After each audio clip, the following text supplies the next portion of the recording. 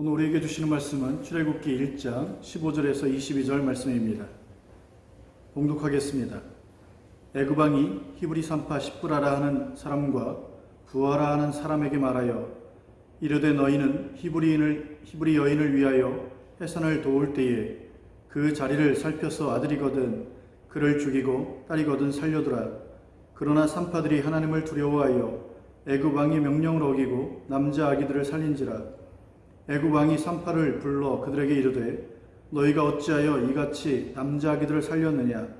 산파가 바로에게 대답하되 히브리 여인은 애굽 여인과 같지 아니하고 건장하여 산파가 그들에게 이르기 전에 해산하이다 하매 하나님이 그 산파들에게 은혜를 베푸시니 그 백성은 번성하고 매우 강해지니라. 그 산파들은 하나님을 경외하였으므로 하나님이 그들의 집안을 흥왕하게 하신지라. 그러므로 바로가 그의 모든 백성에게 명령하여 이르되 아들이 태어나거든 너희는 그를 나일강에 던지고 딸이거든 살려두라 하였더라. 아멘. 오늘 우리에게 주시는 말씀은 하나님을 경외하는 삶으로 라고 하는 제목으로 함께 말씀을 나누고자 합니다. 요셉을 알지 못하는 새 왕은 이스라엘의 번성을 두려워했습니다. 그래서 감독들을 세우고 무거운 짐을 지우고 국고성 비돔과 라암셋을 짓게 했고 더 나아가 흥 이기기와 벽돌 굽기, 농사의 여러 가지 일로 이스라엘을 괴롭혔습니다. 그럼에도 이스라엘의 번성을 막을 수 없게 되자 애굽 왕은 히브리 산파들에게 딸이면 살리되 아들이면 죽일 것을 명하게 됩니다. 당시 산파란 직업을 보게 되면 직종상 하위 계급에 속했기 때문에 왕의 명령을 거역한다는 것은 상상조차 할 수 없는 그러한 위치였습니다. 왜냐하면 왕의 명령을 따르지 않으면 불이익을 넘어 어떤 죽음까지도 각오해야 됐기 때문입니다. 그런데 히브리 산파 십부라와 부하는 왕의 명령을 따르지 않았고 히브리 남자아이를 살렸던 것입니다. 이처럼 생명을 걸고 왕의 명령을 거역하면서까지 아이를 살렸던 이유가 무엇입니까? 21절에 보게 되면 하나님을 더 경외했기 때문이라고 성경은 이야기하고 있습니다. 우리 신앙이 진짜인지 아닌지를 확인하는 기준이 있습니다. 그게 무엇이냐면 하나님을 경외하냐는 것입니다. 여기서 경외라고 하는 것은 두려움이라고 하는 뜻을 가지고 있습니다. 사람들이 보통 죄를 짓는 이유가 무엇입니까? 하나님을 두려워하지 않아서입니다. 물론 두려워하는데도 죄를 지을 수 있습니다.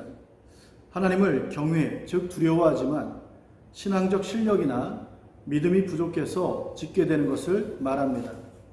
이것도 물론 극복하고 끊어내야 합니다. 하지만 더 심각한 것은 하나님을 전혀 두려워하지 않기에 대놓고 죄를 짓는 것입니다. 교회는 다니고 예배자리에 있다 해도 세상처럼 죄를 짓는 것에 꺼림이 없거나 하나님이 싫어하니 죄를 짓지 않겠다는 마음이 전혀 없다면 아직 구원받지 못한 자임에 틀림없습니다. 아무리 모태신앙이며 유아 세례를 받았고 지금까지 교회를 빠진 적이 없다 해도 혹은 충성하고 봉사를 다했다 할지라도 딱 하나만 봐야 합니다. 그게 무엇입니까? 하나님을 정말 두려워하냐는 것입니다. 더 정확히 말하면 두려움보다는 경외입니다. 경외라고 하는 것은 존경과 두려움이 합쳐진 것으로 이 두려움, 경외라고 하는 것은 공포인 두려움과 다른 것입니다. 하나님을 공포의 대상으로 여기면 그냥 피하고 싶어집니다. 이것은 불신앙입니다. 아담과 하와가 선악과를 따먹은 후 죄를 범한 후 여호와의 낯을 피해 나무 뒤에 숨었던 이유는 두려워서입니다. 이처럼 하나님이 공포의 대상이 되면 피하고 숨게 됩니다. 그러나 경외심에서 생기는 두려움이란 하나님과 가까이 하지 않으면 큰일 날 것 같고 함께하고 싶지만 죄를 범하면 함께할 수 없다는 그 두려움을 말합니다. 이것이 경외입니다. 적용해보면 인생을 살면서 가까이 하지 않으면 큰일 날 것 같은 대상이 하나님이 아니라 회사, 회사나 학교 혹은 알바일 수도 있습니다. 혹은 그 자매, 그 형제일 수도 있습니다. 그래서 우리가 가까이 하지 않으면 큰일 날 것 같은 대상이 아직도 하나님이 아니라면 우리 신앙은 아직 먼 것임을 깨달아야 합니다. 하나님을 경외하는 히브리 산파에게 하나님은 어떤 은혜를 주십니까? 21절에 보면 흥왕하는 복을 주셨다고 기록하고 있습니다. 여기서 흥왕이란 원어로 아싸입니다. 이는 하나님이 세워주신다는 말입니다. 대부분 그러면 하나님이 세워주시는 그 흥왕의 복이 무엇인가 우리가 좀 살펴봐야 합니다. 첫째는 바로의 명을 어겼음에도 죽음을 당하지 않는 것입니다. 대부분 돈을 많이 벌거나 권력을 얻어 요셉이나 다니엘처럼 노예나 포로의 자리에서 국무총리가 되는 것이라고 여길 수 있습니다. 물론 이것도 맞습니다. 그러나 더 중요한 것은 히브리 산파가 바로의 명을 어겼음에도 죽지 않았다는 것입니다. 이것도 하나님의 세워주심이라는 것을 우리가 깨달아야 합니다. 이스라엘은 빈곤과 궁핍의 장소, 낮의 뜨거움과 밤의 추위가 있는 광야에서 40년간 살았습니다. 잘 생각해 보면 이것이 얼마나 큰 기적인가 우리는 놀라게 되어야 합니다. 왜냐하면 광야에서 지낸 인구가 한두 명이 아니라 한 가족이 아니라 300만 명에 이르고 있기 때문입니다. 그 300만 명이라고 하는 인원이 40년 동안 물도 부족하고 먹을 것도 부족한 것이죠. 그런데 그들이 죽지 않고 그 광야에서 생명을 보존할 수 있었던 것입니다. 이처럼 바로의 명을 어기며 죽일 수밖에 없던 그 자리에서 하나님을 경외하는 삶의 축복은 바로 생명을 보장받게 되는 것입니다. 둘째, 하나님의 역사에 쓰임받는 것입니다. 히브리 산파들이 하나님을 경외하는 삶은 세상적 관점으로 보게 되면 하나님을 경외한다고 뭐가 바뀌고 무슨 역사가 있을까 싶은 것입니다. 하지만 하나님 나라는 겨자씨와 같습니다. 너무 작은 씨이기에 그것도 땅에 심겨졌기에 세상적으로 보게 되면 존재감 제로며 있으나 만한 것입니다. 그러나 그 작은 씨가 자라면 공중에 새가 깃드는 경지까지 가는 것이 하나님 나라입니다. 히브리 산파들이 일상의 삶에서 하나님을 경외하는 그 삶이라고 하는 것은 과연 그 삶을 통해서 무슨 역사가 있을까 싶어도 결국 출애굽이라고 하는 놀라운 역사의 시작점이 되었던 것입니다. 일상에서 하나님을 경외함이 거창하거나 대단해 보이지 않아도 그 경외하는 삶을 통해 결국 아들이 태어나도 죽이지 못했던 것입니다. 그 중에 하나가 바로 모세였던 것입니다. 그래서 출애굽이란 하나님의 나라의 시작이 이 산파들의 경외심이란 그 작은 겨자씨로부터 발화된 것임을 잊지 말라는 것입니다. 단 2명이 시작하고 행한 것입니다. 그 2명이 다른 산파에게 도전과 영향력을 주었을 것입니다. 그래서 바로가 아무리 죽이라고 명령해도 히브리인의 출생은 방해받거나 멈추지 않게 되었던 것입니다. 명심할 것은 1명이 하면 일이 됩니다. 그러나 2명이 하면 운동이 되고 3명이 하면 역사가 된다는 것입니다. 그러니까 우리 중에 2명이 한 마음을 가지고 손잡고 기도하는 영성이 생기면 그 조직은 하나님 앞에서 흥황하게 될 것이 분명합니다.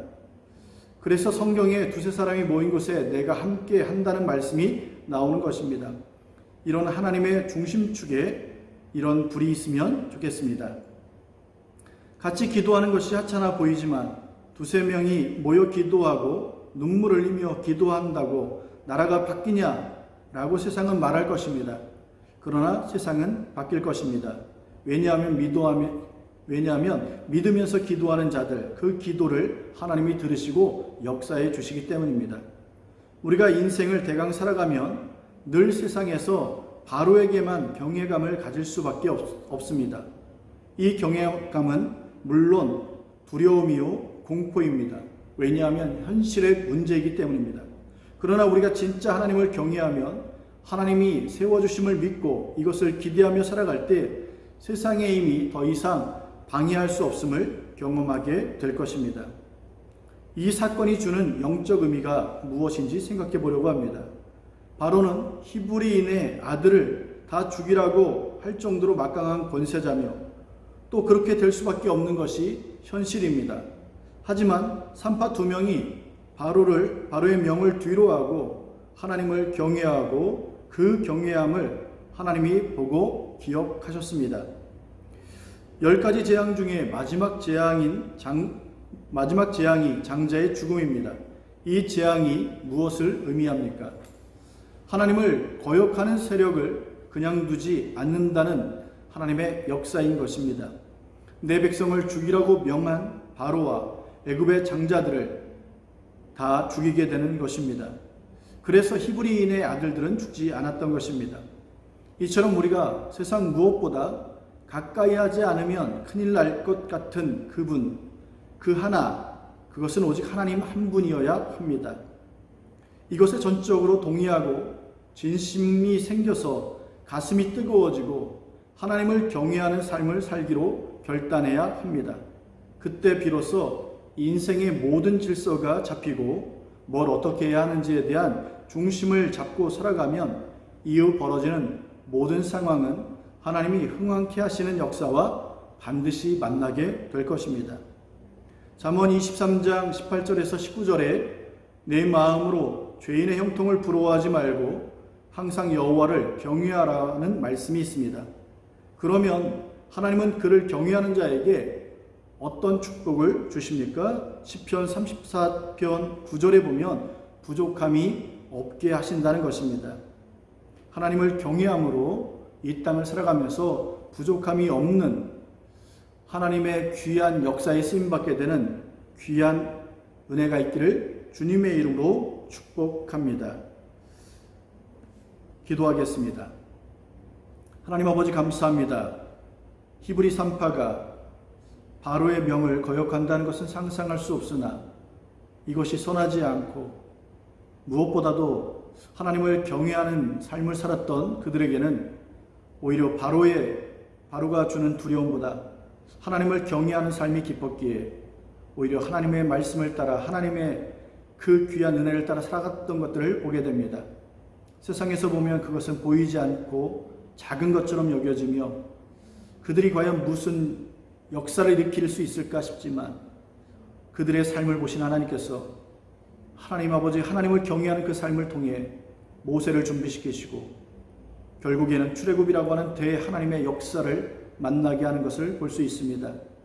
오늘 우리가 이 땅을 살아가면서 믿음으로 살아간다고 이야기하고 기도하며 살아가고 말씀으로 살아간다고 이야기하는 이 신앙의 모습이 세상에서는 존재감 제로며 무엇 하나 바꿀 수 없는 것처럼 보인다 할지라도 하나님의 말씀대로 살아가며 믿음으로 살아가는 그 삶을 하나님께서 보시고 무엇보다 하나님을 존경하며 두려워하는 이 경외의 삶을 살아갈 때에 하나님께서 새로운 역사를 시작하실 줄 믿습니다. 그러니 세상은 바뀔 것입니다. 세상은 변화될 것입니다. 그 변화된 모습을 가지고 오늘도 하나님 아버지 하나님을 경외하는 삶을 살아가므로 귀한 승리의 삶을 살아갈 수 있도록 축복해 주옵소서. 이제는 우리 주 예수 그리스도의 은혜와 하나님 아버지의 무한하신 사랑하심과 성령님의 감화감동 교통하심이 오늘 예배를 드린 모든 성도들 머리 위에 이제로부터 영원토록 함께 하시옵기를 주 예수 그리스도 이름으로 축원하옵나이다. 아멘.